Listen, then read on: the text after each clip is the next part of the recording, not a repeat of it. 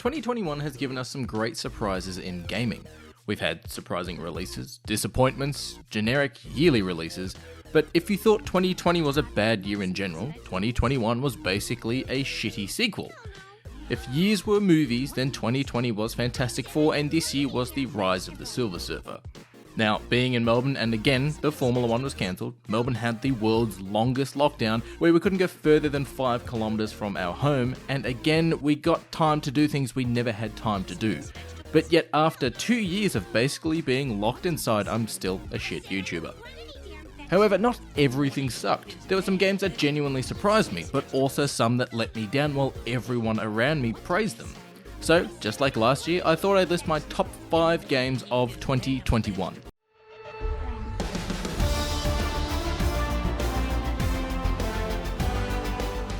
This might come as a surprise to some, seeing as it's a well-known fact that I love Formula 1, and last year's Formula 1 2020 was my game of the year.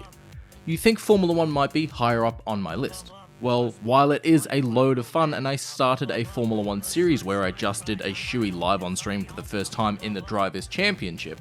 Yeah. Well done, mate. Bravo.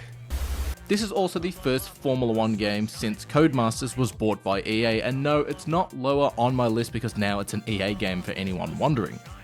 The single player and co-op for Formula 1 2021 is fantastic, and I loved seeing the British racing green of the Aston Martins. We got new tracks added to the game that the real sport was using due to the pandemic. We got updated liveries including the white Red Bull livery, but sadly we got no Golf McLaren livery. Last year when I picked up the 2020 release, I bought myself a cockpit and a Logitech G923 setup.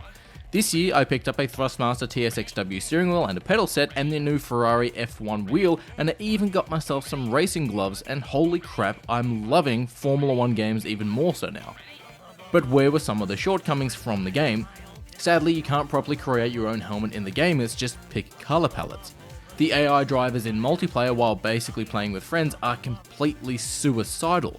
They'll pull out in front of you when you're overtaking with DRS and flat knock you off the track. The biggest problem that F1 2021 had though was the bug when playing online. If you did a full practice and a quali session and a race session, when returning to the garage to start the next session, you'd bug out and be stuck in the garage. Now this caused us to completely restart our lobby and either have to remember where everyone qualified for the race setup or set up a new qualifying session. However though, I had a blast every time I booted up Formula 1 2021. I started doing weekly streaming championships, playing with friends, chatting shits and setting up our own little championship races and stuff. And even doing races or practicing during the week, we found we were actually testing real race strategies and seeing if we could actually really overtake on the Hamilton-Verstappen corner at Silverstone, and no, he cannot. I loved Formula 1 last year and I loved it this year, and I can't wait to see what we get next year with the new cars in the real sport and then what Codemasters gives us as well.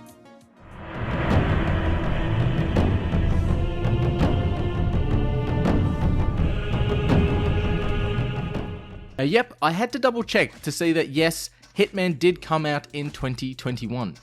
Hitman 3 is one of the greatest replayable games. Graphically, it's stunning, and while the story I found is a bit flat and forgettable, the core gameplay of the Hitman itself game is absolutely fantastic, and there's a load of time to just dump into Hitman. Basic premise of the game is that you're a hitman and you need to eliminate your targets, preferably without getting caught, as Agent 47 isn't an action star. 47 can only take a couple of hits before he drops like a sack of shit. So, you'll need to observe your targets, take disguises and coordinate your attacks, and what makes Hitman 3 one of my games of the year is the challenge it provides. You'll spend something like 4 hours learning whatever it is about the location you're in, your target and the best way to eliminate them without getting caught. Then, as soon as you've finished a level and you've basically walked out the front door, you can easily go back and replay the entire mission again, but avoid repeating yourself. Find a different disguise, a different way to sneak into a restricted area, or even go hardcore and just don't use a disguise at all.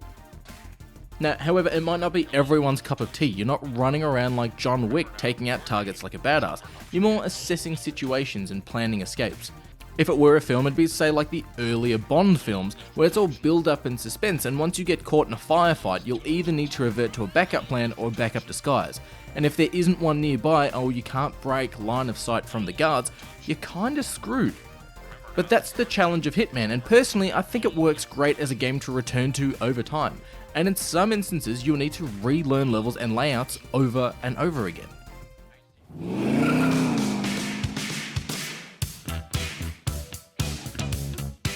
I'm surprised as you are that a arcade simple racing game is so high up on my Game of the Year list. Now, when I first saw Hot Wheels Unleashed, the trailer looked pretty standard kids racing game, and that's exactly what we were given. It wasn't fake cars pretending to be toys, but they were the actual toys that you're racing. The cars would scratch and chip away through each race, and they looked like a well-loved and used Hot Wheels toy. Track layouts were fantastic and incredibly creative, where we'd be driving through air conditioning vents 1 minute to do a loop-de-loop through a construction site, then going under a kid's desk. There were environmental or track hazards too, like fans that could push you over, spiders that would sit on top of the track and shoot webs at you, or scorpions that would leave poison acid on the track that would slow you down and prevent you from using a boost. On top of giant snapping snakes that would just ruin any momentum you would have or completely change the outcome of a race. Honestly, Hot Wheels Unleashed felt like the next step in an arcade fun racing game. Now sure, there's no shells or bananas to throw like in Mario Kart, but Hot Wheels is all based around just pure driving, and it felt like the next racing game you'd play when you've had enough of Mario. But there is a decent ramp in difficulty in some sections of the game where I had to repeat a race multiple times to then also upgrade my car to have better handling and speed around corners. I also found that some tracks too had 2 separate paths to go down, and one was a lot slower than the other. And if you're forced down the slower path on the last lap of the race, that can ruin the entire race for you. But if you've got kids and they're starting to get a little too old or a little over Mario Kart, Hot Wheels Unleashed is a fantastic next step to take, and it blew my socks off.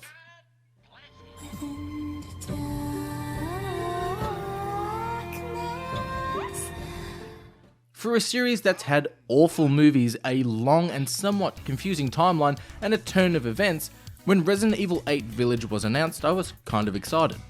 The first Resident Evil game I played was Resident Evil 7, and while that game scared the absolute fuck out of me, I enjoyed it. Resident Evil 2 and 3 remakes released, and the same goes there, but when 8 was announced, I was keen to see what the story was all about. It was set in Europe and having a vampire werewolf setting rather than traditional zombies. Yeah, I was kinda interested. But after the marketing of Resident Evil 8 introduced us to the popular Lady Dimitrescu, I wasn't expecting the direction the game took. We had pure evil and beauty in ladies chase us around a castle, followed by a puppet pulling our strings, a mutated fishman, and a man that was basically Magneto, but rather than being powerful, respected, and misunderstood, well, like Magneto, he was a hipster that made Terminators and werewolves. The story of Resident Evil 8 was well told, emotional, yet also, while being in traditional Resident Evil fashion, off the rails and a bit bonkers in the third act. That's when it turns from survival horror more into a Call of Duty title, but nonetheless I still enjoyed my time with Resident Evil 8. And I'm also kinda curious where it goes from here. You don't need to overly know much about Raccoon City or Umbrella or any previous Resident Evil games. If you've played 7, it helps, seeing as well 7 is a sequel to 8, but these games worked great as a new starter for fans of the series.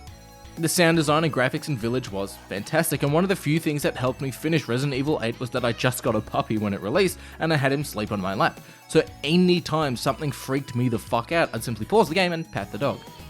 What I loved about Village though was the story and the location around Lady Dimitrescu. But sadly, you're only in her castle for maybe an hour or 2 at tops before moving around and exploring the village. But if you've never played a Resident Evil game before and weren't really a fan of zombies, Village's take on vampires and werewolves was incredibly interesting and fresh, and hopefully we get to see more of this. Now before I get to my number 1, which you already may know what it is, I'd like to list some games for honourable mentions. Jurassic World Evolution 2 is a fantastic park building game where you'd make your own Jurassic Park. I had a blast playing this, and while it was frustrating that the park is limited by the size of the island and the layout, it's still a great game. Rainbow Six Siege is still my favourite online first-person shooter, and seeing as I just did a video on it, I'm not going to repeat myself here. Indie title and overall fun game, I'd say check out Phantom Abyss. It's basically Tomb Raider, Indiana Jones, Temple Run, and a bit of a Battle Royale-esque game where you and other players are going through a temple and only one person can get the treasure at the end. If you're after an easy-going open-world game with a decent story, then check out Far Cry 6. Now sure, it's a bit like what we've gotten in the past, but Giancarlo Esposito is by far the series' best villain, and you can see that on screen as he doesn't simply just phone in his performance. But with all these great games this year, I found that there were some duds and disappointments. As much as I wanted Marvel's Avengers to pull itself out of the mud like Destiny 2, it seems to still be stuck. The Black Panther DLC was okay, but with Spider-Man being a PlayStation exclusive and no announcements of when we can expect our next hero, I don't see Avengers lasting much longer. Hopefully we get some kind of sequel or open world Avengers game like the PlayStation Spider-Man games. Aliens Fireteam Elite was a letdown, and it didn't feel like an Aliens game but like a Left 4 Dead clone with an alien skin over the top. Speaking of Left 4 Dead, Back 4 Blood wasn't overly too great either, but I haven't played it since launch and it could be completely different now. Forza Horizon 5, people loved it, but with the steering wheel and on PC it was kinda broken. And I even tried installing it on my Xbox Series X, playing it with a steering wheel, and it's still kinda broken. But what I found was a waste of $40, and even though it has had updates with new content, it's still stealing money. It's Subverse. It's a 3-hour-ish adult game, and with the DLC, and if you can call it that, which dropped maybe a month or two ago, it adds like 40 minutes of gameplay onto it. The story feels like it's inspired by Mass Effect, which is fine because Mass Effect is a great series, but its adult content is just GIF loops.